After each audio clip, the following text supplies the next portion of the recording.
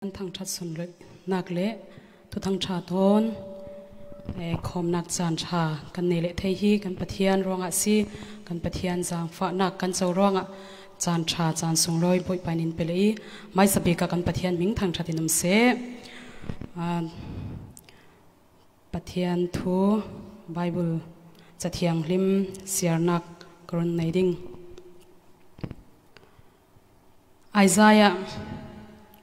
Isaiah bung som nga panga fate paruk Isaiah som nga panga fate paruk ton athei laya boy pa chu holu ton athei laya boy pa chu holu anai laya ama kawu anai laya ama kawu ton athei laya boy pa chu holu anai laya ama kawu atu thiang lim kan siar mi boy pan kan zate shanga malin som sakse amen to chun thachamnak kan chan apnak thachamnak ron nei ding hallelujah hallelujah lalpa kan pathian kan lome zanina lalpa kar thar du tak mai nangma chanchin tha wangin lalpa irong bol theina hun tha min pele phal hi kan lom tak zeta inena lom thu kan soyani zanina lalpa kan pathian abul kan tran na tura hian nagin ro puina le choi moina zong chang ve kang che lalpa kan pathian online crusade lalpa abul kan tran hi nang man malmin som sak ngei la a en tu angai thatu zong kho chung le kho pon lama lalpa en tu zong angai thatu te zong poina tharau lamal som na te tak samal som na te tak sadam na te lim na thar te an lo chan cheu theina turin I thu mang le lalpa I fakla mangin zanina hian roin puang le ang che kan hun kan nun zong te iro puina tan chau lali so krista mingin I kuta lanin kan tong traye amen thang thatla ka sakting me Nazareth Jesu aliam hlana ti thang thatla siding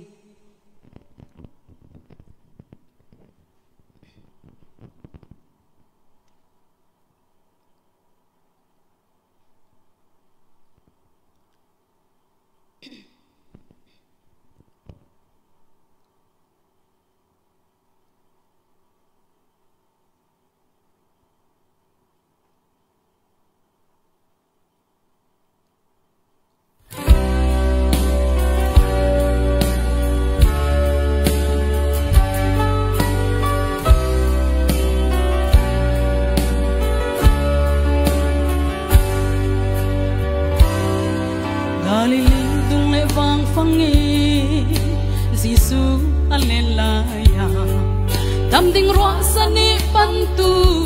dam lâu na nak hun kim ka an bay say le zum nak zara dam nak an mu bangin run dam nak sang ka on na si laya pan no una tu hirun dam nak ni lung oi nak chan sung oi si tin som nak ang oi ngày sắc lubi men lâu tên giang pha nak cha aliam na tin tim lam lâu lio Nazareth Jesu aliam noa sirman lâu ding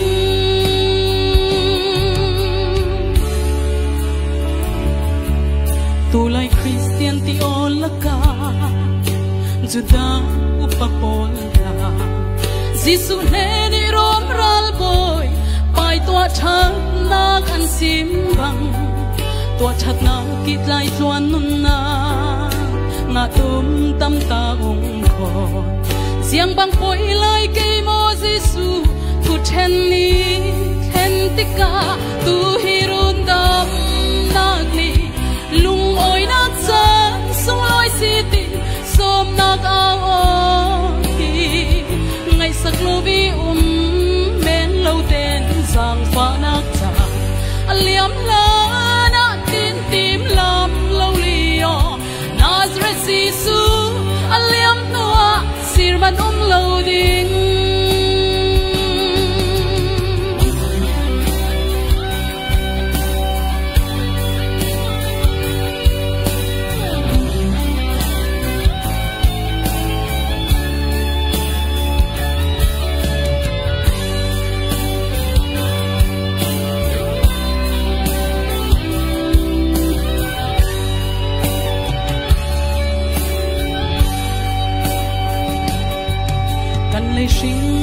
sual ton na chan a liam tika shil ding lon dam lai zo mi mai lam tuan chiao zo in sirman lowin lung sa o ten liam chiao ding ti pain cross lam zin mo satan lam zin ha na zo deu ding tu hirun dam nagli lung oi na cha song loi si ti som nak ang o hi ngai sak lo vi men lo ten jang pa na cha liam la na tin tim lam lo lio Nazareth Sisu liam noa sirman lo ding Nazareth Sisu liam noa sirman lo ding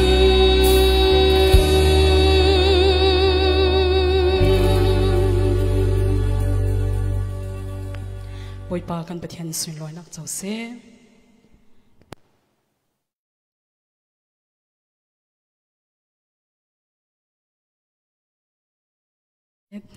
tua chun kan speaker chan mangdingin Jesu Christ meaning kan som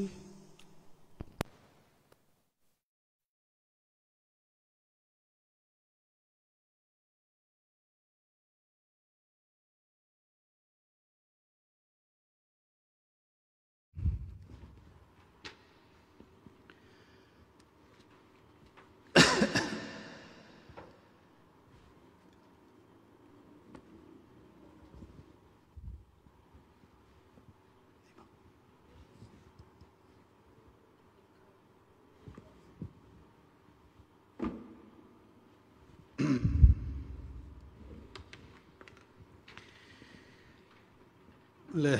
Luzana tu thang cha au o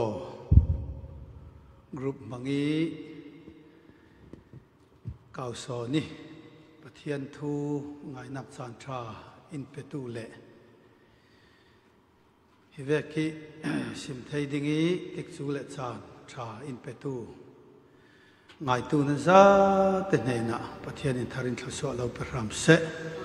Luzani zar khasung zantin crusade online crusade kan nei nak dinga thupi ka than mi chu ti sa le tharau ti si vizana hin apanin karel man lo si khale pathian in pe zom vi va vin he in ngai in phuan sak ka be sei vizana thupi pani ikan rel man lo si khale ngai tu nan za ten in dak thei thiam in pe zom vi bo ngai kan tum tlang pe ti kha khri mingin kalau som si pathian trong kam bible cha thiam him sharing kan ngai ta hri pe kalati bunga chang hlei ro ki sin ka share dingi chang hlei riat tiang ka share ding kalati bunga chang hlei ro kin chang hlei riat kasim du mi chu hiti na si tharawin nan nun zia a up asia chun minung ti sahiar nak chu adinan riam ter lo pe jiang atile minung ti sadu nak le tharau du nak chu an ra lo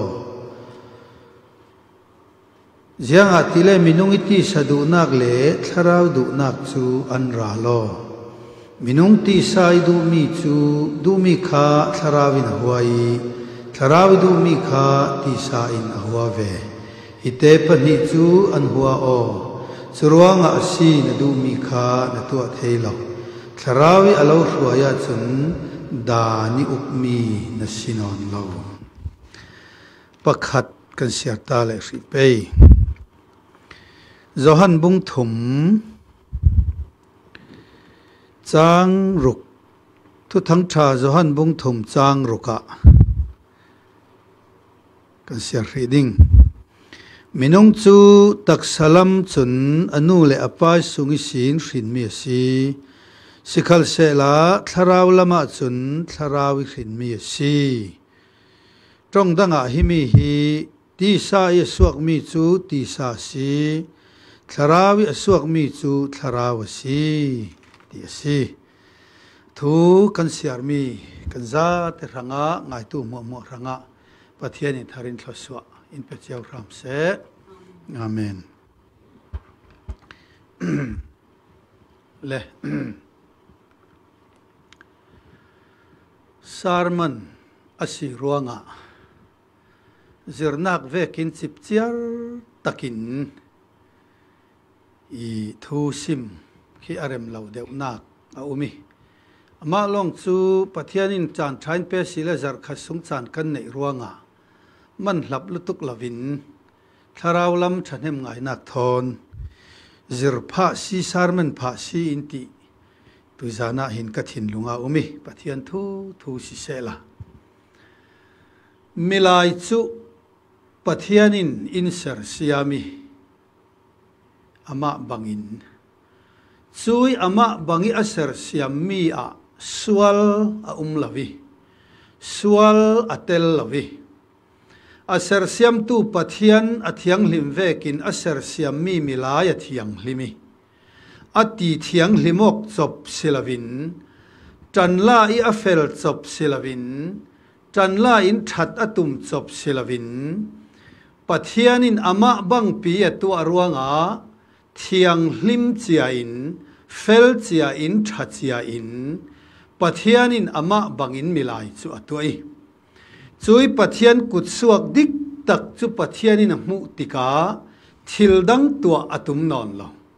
adia riami alunga kimi hi kadu zet amai kut suak dik tak pathianin mu tika adia riami alunga oi niruk niya milai chu pathian rak tua i anisari ni chu acholi thildang atu non lavi yang ruang ha tu non lo ama bang pi mui amai mui mel keng milai a mui amai zia zavek nei a mu ruanga milaya pathian alunga oi adam te ti thatle fel ruanga silavin pathian chu amai thui lung oi si amai kut suwa kilung oi si roi tu nei lo milai si malte himi ka von rel wardu tuisana hin milai chu roi tu nei lo pathian kut suwa rau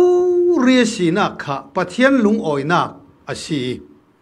thildangin a cho pol lo thildangin a roi lo pathian kut suak hlang tharau thin lung taksa nein pathian atua chu ruanga atua mi a pathian lung oi atua mi a pathian mui mela umi atua mi a pathian zia za a umi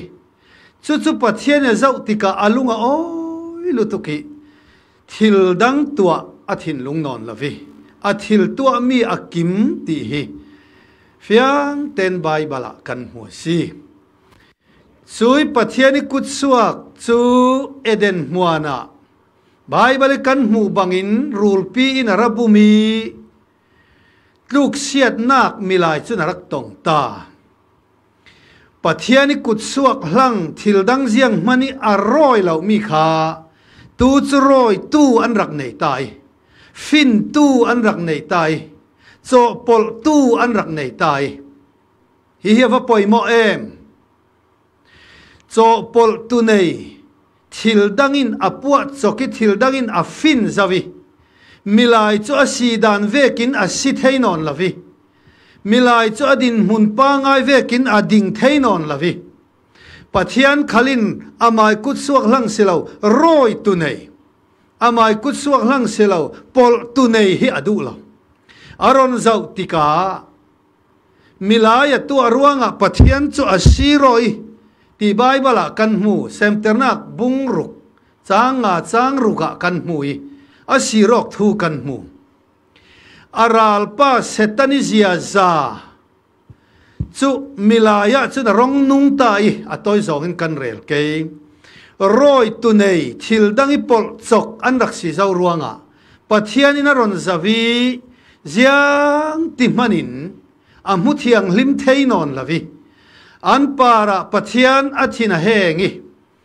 pathian alung oi lo mi nung aser siam mi a pathian chu asiro ti bible kan hu si tuizana kan rel tum mi chu ti sa hi khoi sin ha minung in rak nei Bible kan mu vekin kalati bunga chang leiruk leisaria tharawin nan nun je ukasia chon ti sa hiarnak chu dinan riam ter loading ti sa in tharawa daudal tharaw khalin ti sa daudal chute pani chu an kaloti van khala an dawo I lei khala an dawo I tuisun ni tiang an remote heilo tui chan rong le ding khala an remote chuang lo ding tharau le ti sa chu siang lai khala remote heilo ring an si chu ruanga milai chu thingra ei an rak tut siat ve ten setan pai rul zia za chu milaya arong nungi chui zia za chun milai chu arak uk ta soni chui zia za chun milai chu arak nei tai an thei ding vek an thei non lo an mu ding vek mu thei non lovin pathian thom ti man pathian thom man thamuan pi nangam pi thei non lovin an ti taklong an si an theyo I pathian chu tai ne ma arai athom theilung oi om tak an ti thing laka an rel ti kan mu si chui ruanga milai chun jiang ruang ha ser siam tu pathian chu arak ti arel kan ti le nei tu dang arak nei zau awa chiang ve hina hin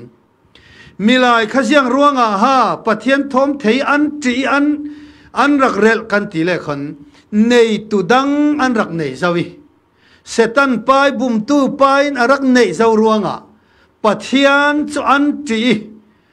pathian chu an lung oi pi theinon an nangam pi theinon loi thing laka an rel ti kha kan mu si chu ruanga ule nau ti sa hi jiang in ha rong thok kan ti le milaya chun edenisi in tuk siat ni in ti sa hi milaya arong umi chu kan Bible kan mu mi asi chui tu se zau minung chu pathian in aron zau tika amai zia za milaya amunon lavi aral pai zia za long mu tika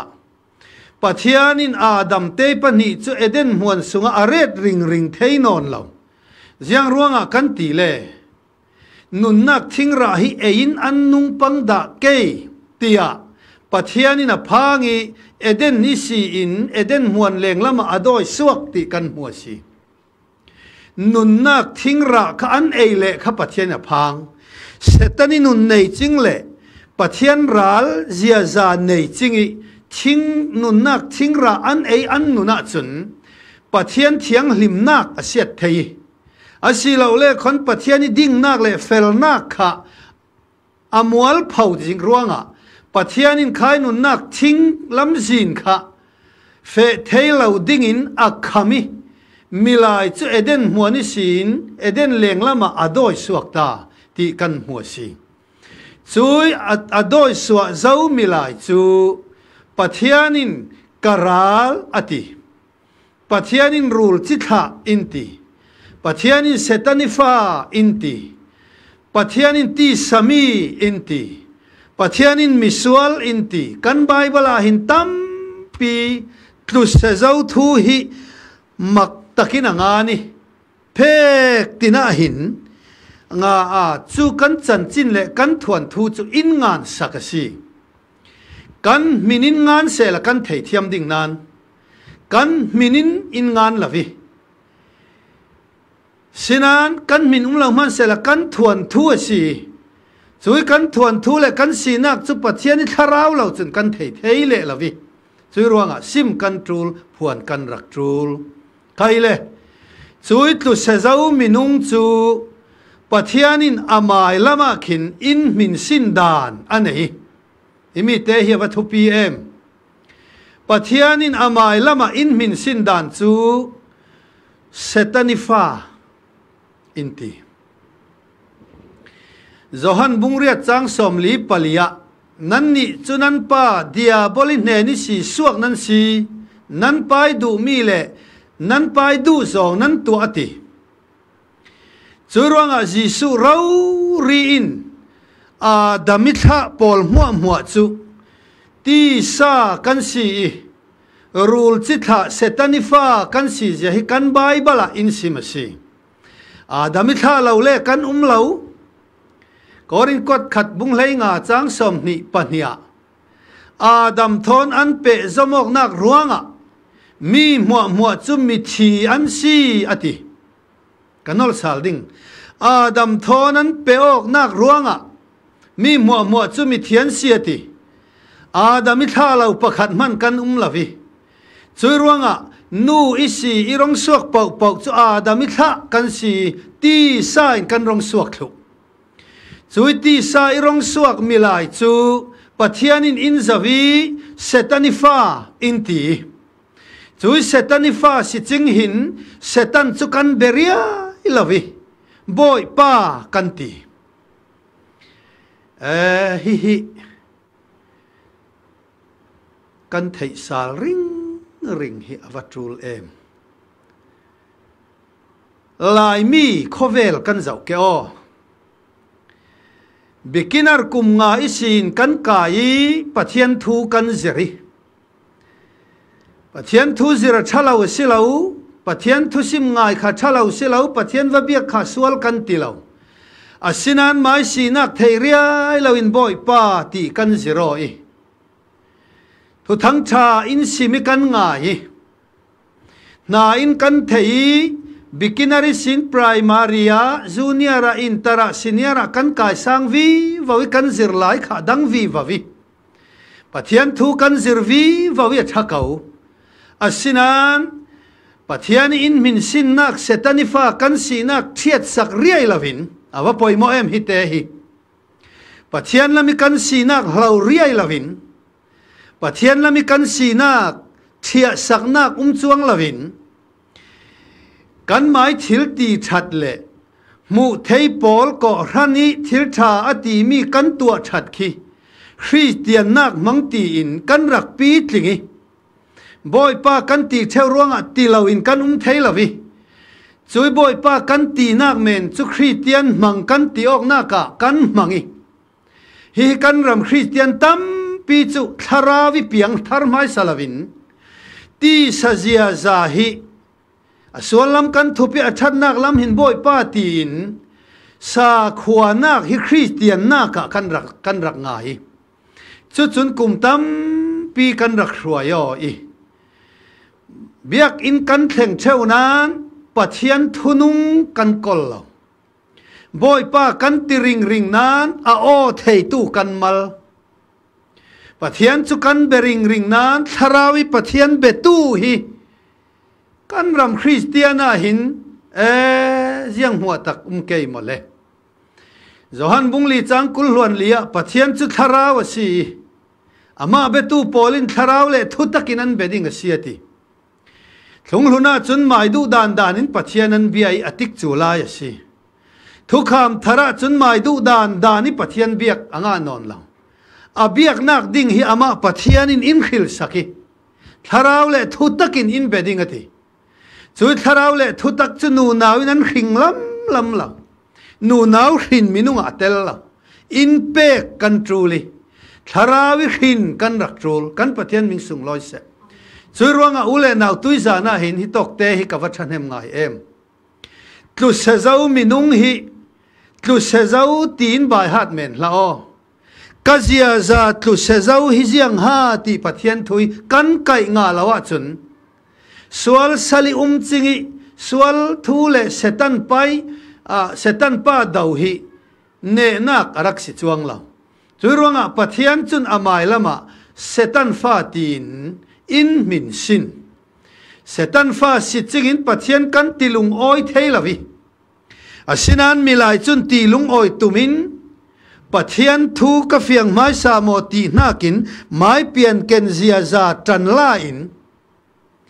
mai theinak thei top soi tan lak nakin pathian ti lung oi tumin thei top kan soi sa khuanak men long bak hi kan raklin lo tlu se zau minung hin pathian ti lung oi theinak zia za pakhat man kan kol lo kan tharau pathian bang pi bi le pathian thoi theno zau si ruanga athitua atrangi pathian tharawin inti nun saklan lau chu tharawi biak theina kan rak nei lawi asinan chu tharawi inti nun sakmia si lau khan mi tampi chu kan ti tam ta hi pathian lung oina ka kan ruati thei top kan suwa ruanga hin pathian lung oya kan ruati kan mai be kan be chiam chau hi pathian lung oina ka kan ruati hi chu sa khuanak thil mo an si thu kanol sal dingi tlu se zau minung hin pathian ti lung oi theinak zia za pakhat man kan nei lo du dot na kan nei mo nei asile kan du dot nak hi kan ruatin bible kan zir ke o in du dot tu chu kan du dot ve theinan in huwa tu kan du dot thei mo milai nei hi jiang ha si pathian thui kan kai nga tul in zang fa tu chu kan zang fa theu ve asinan jiang in siar lo tu hi kan zang fa mo ka thanna kan nei mo te kan pari tha theu chu an para kan thale ve asinan in huaring ring tui para kan tha thei mo thei lo asile jisu in nan mai par lo gi tha tui pol pari nan that ruanga jiang si nan mu ding chu vek chu zentel pol khalin an nei ve an thei ve si an tua thei ve ti kha ule now tui zana hin hitok te hi kan kai nga ka vadu em milai kan pian pinei hi pathiani si ta in alem ti hi kan ram christian hin kan kai nga lovi kan nei mi hi asual lam thupin athat nak lam hi milai mit mua asi lo le khon kan ring tu pi kan christian pi mit mua asi lo le kan minung pi mit mua ko rana khotlanga atam thei big le alar thei bi kin kan mangi min in sun loi le in thang that le min in warna khi kan sina ngai mang kan ti lem kan chang ring ringi alem mai asi ti hi kan kai nga kadu zet churonga jisu in mi zau khal anupi apasal afate a unaw keima na ki adu dot sona chun kadung thun tla ka silawati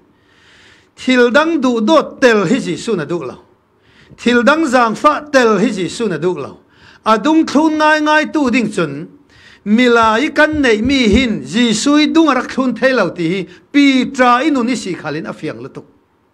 bo jisu na thi ding tho sim tika zuda pol ne na pekin ka ding a chilin pin cham siat ke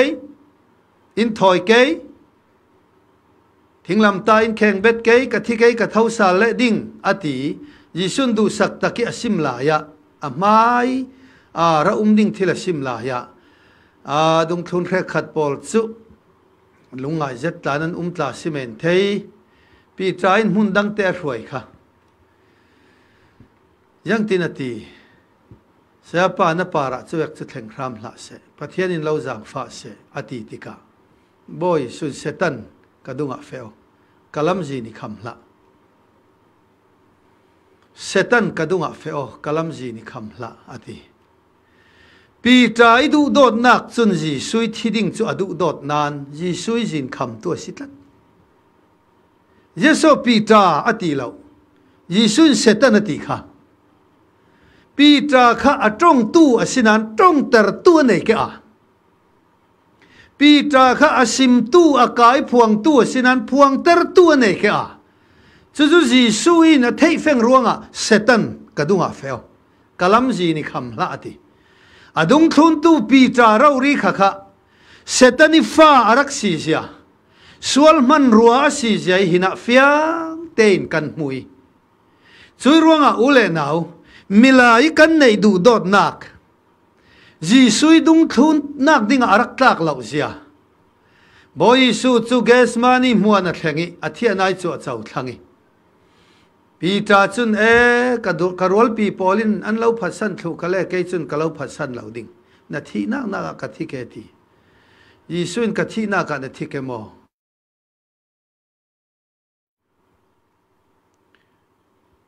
iphatsan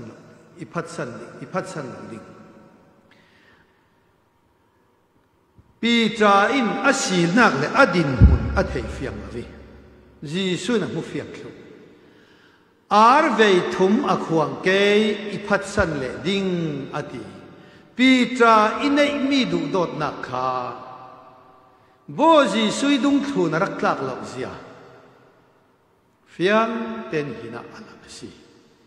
Churunga milai kan nei zia za thabi du dot nak zang fa nak that nak fel nak kan ti mo mo ka hi ti sa arak si zia hi kan ram Christian hin kan thei feng hlan lo chu kan tharau mi thei lo ding alem hiat ti tak tumin kan roi ring ringi ti sa chu ti sa si tharau chu tharau si tharau chu pathian ne ni si na suak ti sa chu sual setan si suak milai kan nei mi ka si Churung a hi siang tik mani ro yo theilo dawaring ring ding kan nei mi hi pathian thui kan kai nga achu Churung a tu se zau minung hin pathian ti lung oi nak zia za pakhat man kan nei non lo nan kan mai ngai dan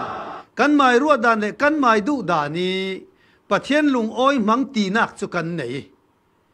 kan mai thati da ni pathian lung oi ter mang kan ti khi kan ruwa nak cho ve Farasi Paul khalin pathian lung oi tera an ruwa toi dan thu le Bible thu na satakin alua tan ngai thei top an suwa nan siman sela Jisun an mi biak nak chu alak ati mathai bung lei nga chang riat chang kwa a hiang Paul hin an kalong in sun loi an thin lungin le in hlat phone milai thu pek mi chu pathian thu pek ve ki ruwa tinan zero I an mi biak nak chu alakasi ati kavadu em milai thu pek mi chu pathian thu pek ve ki ruatin an zero I an mi biak nak chu alakasi ati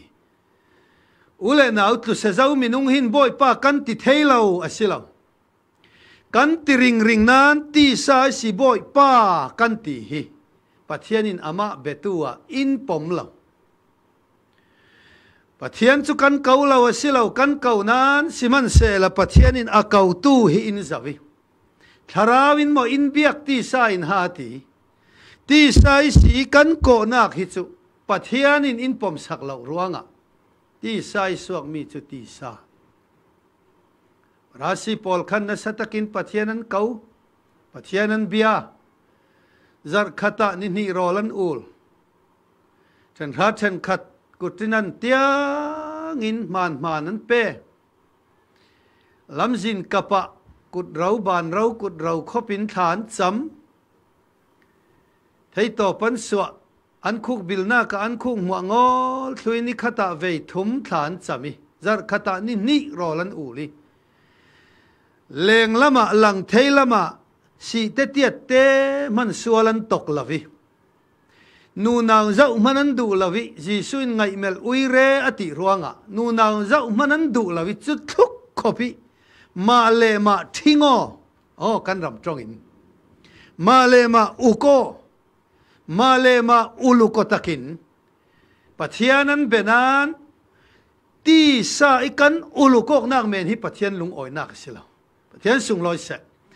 ti sai thei top kan soi kan uluki chan ding mo kan chan ching khalin pathian chun khoi sin ha in biak ti sa in mo in biak tharau in ha ti in zawi thei top kan suwa ching khan boy pai maya chun tin nak pakhat man kan rak nei chuang lam hi kan ram Christian tam pi kan thei feng lo mi pakhat sin ke ka mu I ruanga tu zana hin tlu sa zau minung hi bai hat jiang kan ti ding Bible chang Farasi Paul bai hat vek me ni kan bai hat thi chu asilo le tlong tanaw ha kin atlong lam thil a bai hat vek me ni pathian thu sual thu kan bai hat men hi chu arak silo ka thu thei tak hin keima in kai mo ka thu thei mi hin keima in at mo ka thei mi thu hin in timual phau ban mo tharau le ti sa chu akalo ti si kalo thu ka nei zau mo cái mà hình in đầu tu ngay ngay thunung kapai mà ti tai kan ruwa apoi mo eranga Bible in ti sa ati mi hi sem tanak bung ruk chang thuma chun mi zo Bible a heti na nga ni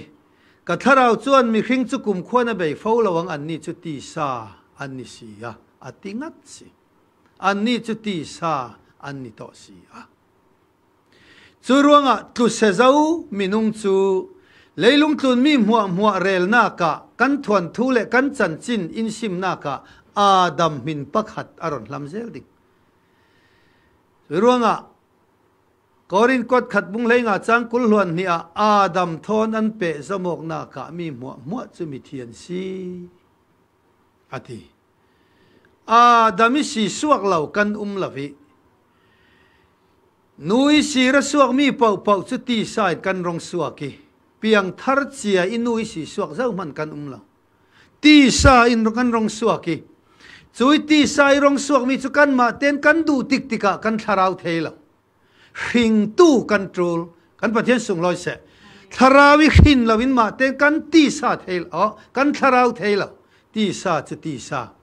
khana aleng lama lang theilama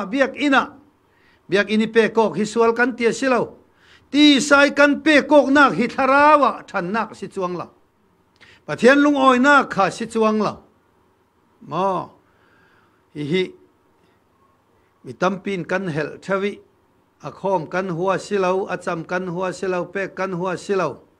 khoi si cham ha ka si khoi si pe ha ka si khoi sin ha boi pa ka ti hi mai lam che kolawi ati tam men le avati dik men kha pathian lung oi na ki kan ruwa chun sa khomi dik tak kan raksi ti hi uizana karel sal du i churuanga ti sa kan ti mi hi Bible hin nasat takin arak dawi pathian thua kan thei tul poimo bi mi si khan kamui chuti Adam si doi so zo milai chu tu bangin mai jin chiara anwak hlawin ti Isaiah som ngale pathum changa chang ruk lama pathiani sin hlau kan sinan jin kan rak nei chiar avadik em hiang tla hi Adam si tha muwa chu tu bangin mai jin chiara anwak hlau ngan phek khata jin silaw an pial the jin hlau kan si ching hin mai jin chiar kan rak nei mi rek khat chu sulam zina mi rek khat chu sa kho zina mi rek khat chu khwal tlon nak zina mi rek khat chu kan pum pi rang kan to kan tron nak zina mi rek khat chu phim thiam nak leilung tun phim thiam nak zina zin dang kan rak zoi chui mai jin chiara chun hlo tlin na kha kan rak nei ve chiari leilam thila ama long chu kha zin hlo pol kan si thui hlo ching khin hlo ti kan theilawi fe vivo se la atop nak chu he la si thui van thlen theinak chu jin pakhat longa zon bung leili chang ruka ji sun keima hilam jin atio jin tak chu pakhat longa si churuanga leilung tluna hin tu bangin kan rak wak hloi mai jin chiara kan piali wak hlo si ching hin jin kan rak nei thui mai hlo tlin nak jin ni piang kha kan fe tam deu kan fe bel deu kan hlo tling deu van lam thil hlo tlin nakin leilam thil kan hlo tlin nak sala kan tang het deu bum a tin kan umi in phuar het dewi pathian chun in ron zavi saltang kan si in mui kan tuan lau asilawi kan hlo tling lau asilawi kan tuani kan hlo tling nan kan hlo tlin nakin salin luat terlo kan hol lau asilaw kan hol mi kan mu lau asilaw kan mu theu nan kan mu mi in kan tharau sala luat ter thailo churonga tlu se zau mi nung chu saltang kan si saltang chu amai thu na theilawi amai du dan khana theilawi a sal thu sal le thu an pui thu thui dan umi chu ruanga ule nau tuiza na hin ni tok thu te hi hring nun hi kan ruat ke yu kan hol re rau kan tuan re rau kan hunan tok ti kan nei lo rau lam sala silon le lam sala kan ta kan du mi kan mulo silo kan mu theu nan tok ti kan nei lo kan nei tam le na ki tam kan du sin si ni kan zin hlau dan hi mak tak ho khosi I chu ruanga chui ti sa chun bum a tin kan umi sa khuanak hi Christian nak mang ti in mi tam pi tharawa kapiang thar mai sa mo ti ruat lavin sa khuanak hi Christian kan rak ruati setan pai sa khuanak mangin mi tam pi hi in rak bum si ti hi tuizana kan the ka du zet setanifa si chingi boy pa kan ti ring ring hi mi tam pi in kan thei thiam lawi kan mai biak na kha kan man kan lung oi pi I sinan tharawin pathian kabia mo asilo le pathian biak na ka chau ve mo pathian o ka thei ve mo zon bung ra chang kul luan saria ka tu pol chun ka o an thei kei khalin an ni chu ka thei ati kan ram Christian ngai tu mo ule nau wizana ka thanem ngai zet mi chu ka tu pol chun ka o an thei kei khalin an ni chu ka thei ati tharawi pathian khin dik tak chu pathian in jiang ruanga ha a o thei tar a khina si ruanga a biak thewi pathian I biak mi chun a o an thei theu si chu ruanga ule nau nang mai biak nak long a tok lo pathian I biak sal nak na nei lawa chun pathian I fa na si khri lo sa khwa na ka na lung oi men ti nak si chule kan ram Christian chu Bible mang hin kan ta olawi kan thil ti hi Christian mang kan ti boy pai lung oi na ka kan ruat me ni Bible chun Christian hi arak du fir ngai Giang tinati rom bung riat chang kwa mi zo khal khri I tharau nei lo chu khri I ta silo ati hi Bible chang mang hin rak ta ove nikle mi zo khal khri I tharau anei lawa chun khri I ta silo boy pati mua hi khri tharau kan nei kem o biak in thleng mua hi khri tharau kan nei kem le ko ran lami tangkai tak hi khri tharau lo hin kan tangkai mo va poi mo ve chu ruanga ule nau a khom zong chun kan Christian thu a pe zong in kan Christian thu a biak in thleng zong in kan Christian thu a thacham zong in Christian kan tio thu nan Bible chun chu pol mua chu Christian ti thu lo khri tharau nei lo chu khri ta si lo tiau kho ule nau tuizana hin Bible hin Christian dik tak chu in fil tarna ka ho kho chu ho kho tharau mit wa na trul sia mai thil ti that mai rak lung oi pi kha chu e sao khan sakhia va mui lung oi pi ve silom sakhia wanga I lo lung oi zetin silom atlun ve pai ne na thlosu chau ding in phur takin silom ti ma tu ve mo asinan a phur nak le lotlin nak le lung oi nak mo kha aria sia nak le a ta na ka chang ta si khale ule nau tuizana hin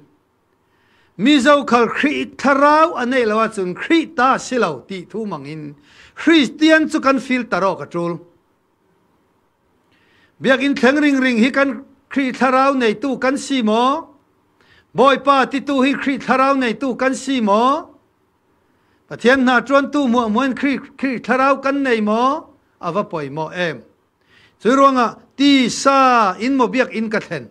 tharau in mo biak in ka thlen ti sa in mo boy pa ka ti tharau in mo boy pa ka ti ti sa in mo pathian thil ka pek มาทาราวินมาทิลกับเป็กกันรัววัตรูลเวปะเทียนละมาจุนตุเสจ้ามินุงจุเซตันิฟ้าอินตี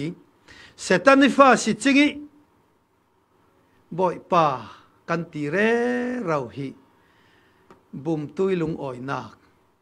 กันรักซีที่ฮิตุยจานาหินเฟียงเต็นกระเรลดุยกันขวากระวลป่าประคัดหิโจฟ้าเตปอดดานหิอาเทียมขบไม่รันรัวละก็หินวัฟเฟยโจปีฟันเอเป็กหิอโจปีมุลวินอปมิมุนดังดายะอวเรติอปอดขะเลอปีเทบันเหล่าดิ่งอวเรตนัวอามาอารักิรสาลีโจปีพูระจุนโจฟ้าเตปอดดานินะฮอนปอยอามาขัติกว่าอัทุปอยโจฟ้าเตเวกฮอนปอจูอปีนะฮอลวัดไม่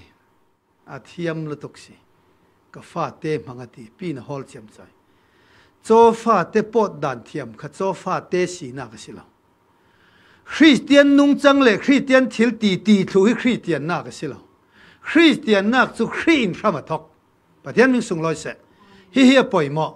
คริสทาราวกันในละวะจุนคริสตากสิเทลา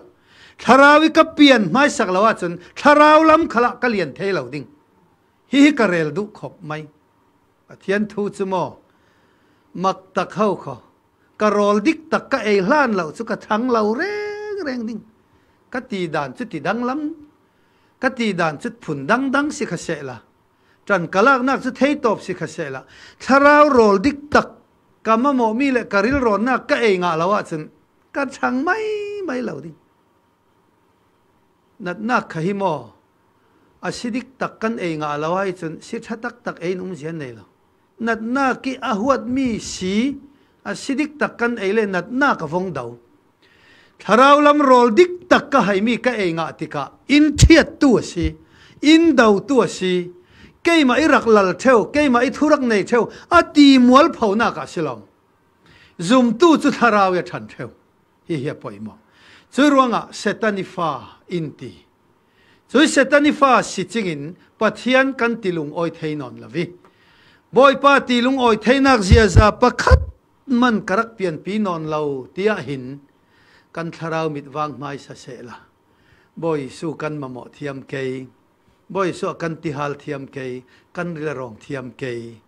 จะเรียกริลรองติฮาลเนี่ยนะสิลอมเอดิ้งaเป็กอินดิ้งจิสูนะเป็กเทวจะรวงตุจานะหินฮิกระเรลดู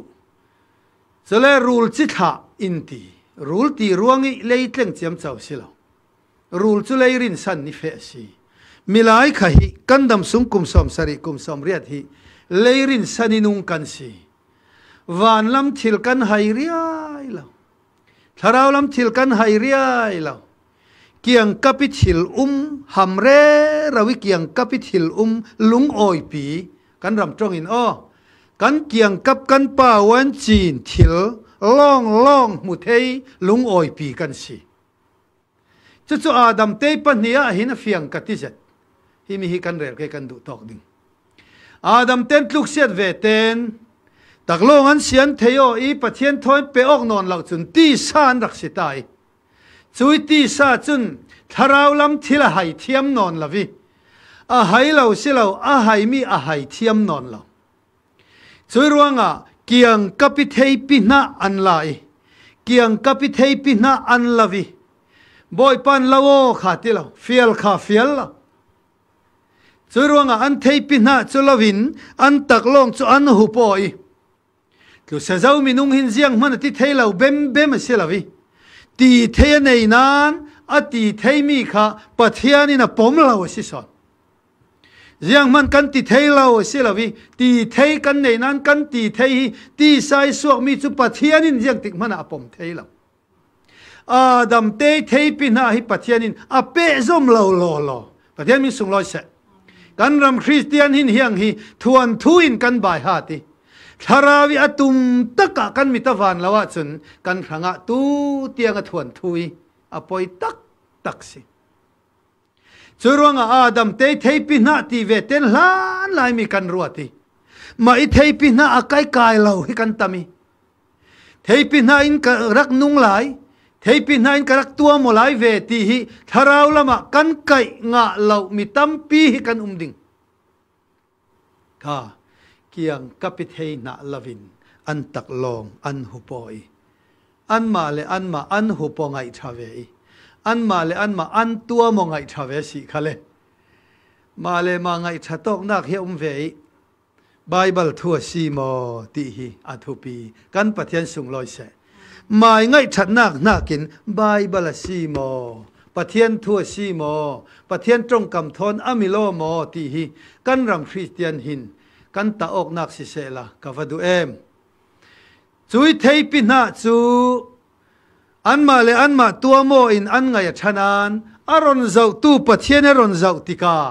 thei pin na in ziang man milaya tua that mi nei lo hallelujah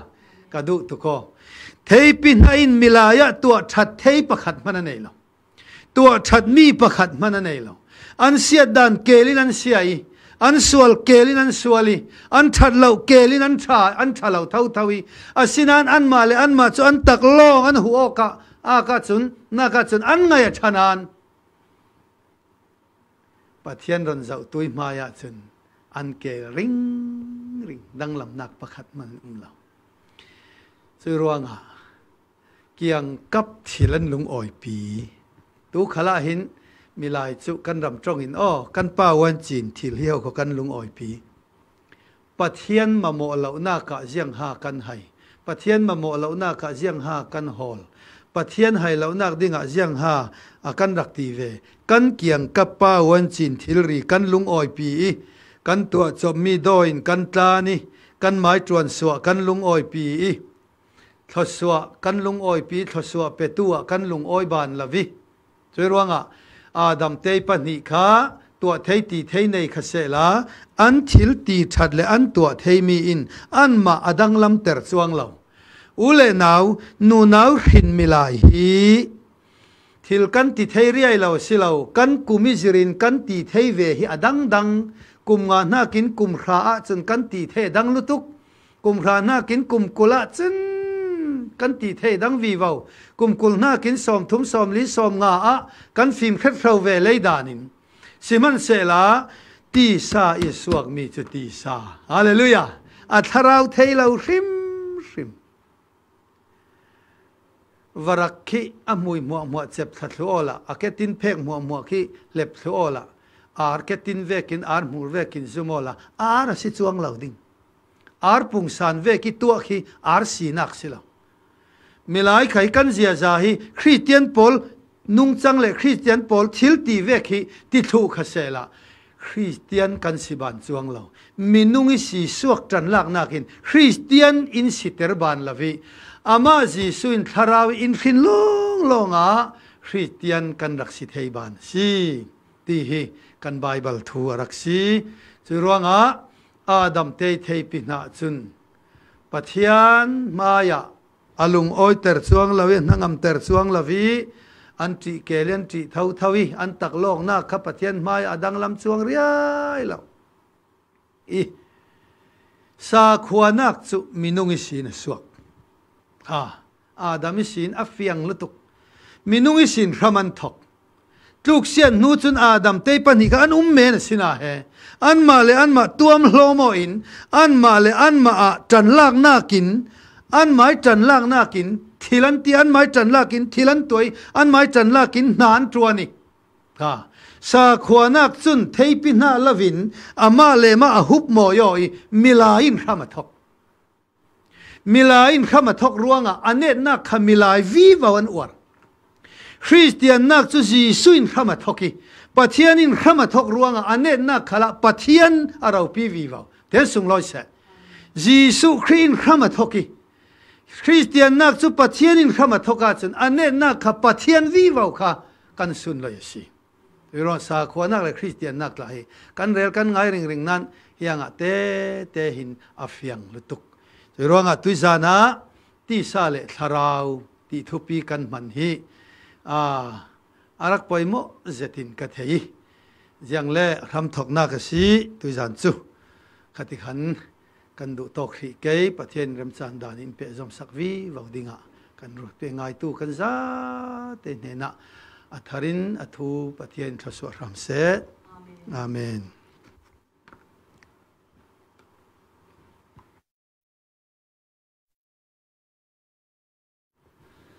la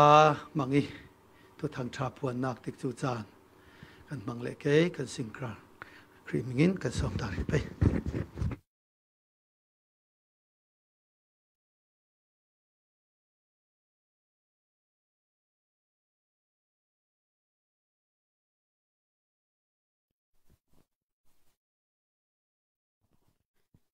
thằng thật la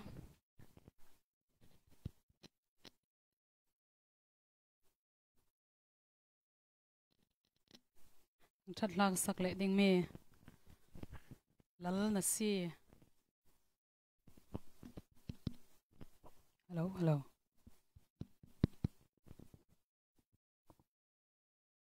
na si ti thang that la si ding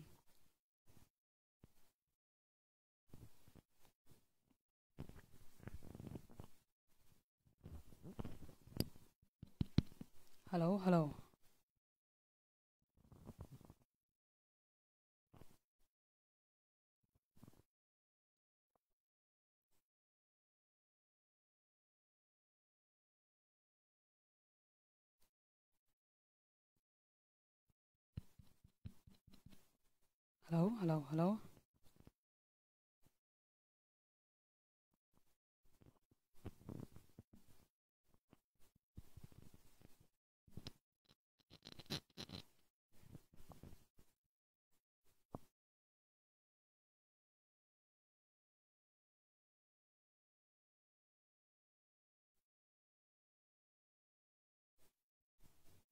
hello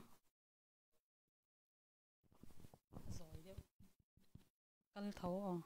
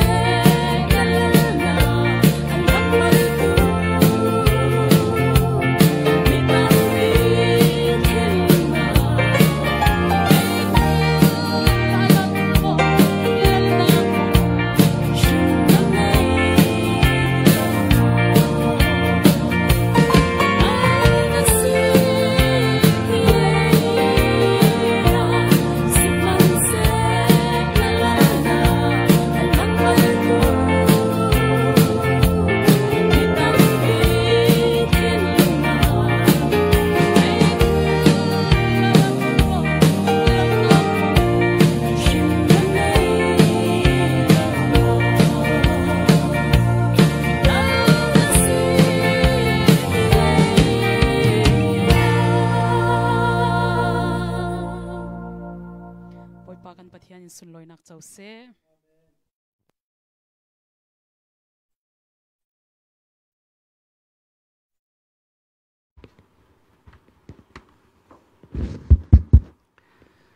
lungoi thu semin thla kan champe boi pa trul na ti bik thu thang thasim na lungoi nak bik thlarau hlau rundam chui na chu chat bang lovin tuizan tiang mitling lo le mitlak lo mangina tuan sun zom vi vo ruang kan lungoi na ming kan lo thang that tuizan khala kan sim sun le kan phuan sun le lain si se thuin si se thu thang tha kan ak pi mi mangin mamo tu le hai tu le ti hal ril rong pol ne na tong kam khat hlor so in rau thin lung taksa damnak pham kim ron pe i ti hal lo tu pol ti hal nak ril rong lo tu in ril ron nak an mu i nei zau tu in cha na ki ta cha sin na kan man thei nak dinga na tong kam khat hlor so vi vau ke chi pe zomin kan sun zom vi vau ding khanang mai lam hruai nak si vi vau ram se tôi rằng cần tích chú chán tuang tây cần man thấy ruang à lệ ngày tu nên ra tên hệ na bát hiền thiếu tì thấy nặc mặc sắc rong thangin boy pa na trong cầm khát chú lộc pi tích chú lệ chán sung lối zeti cần man chiao thấy nặc dinga lungoi thu lau simin rundam tu na fa Giêsu mingin thla kan chamasi kan bát hiền amen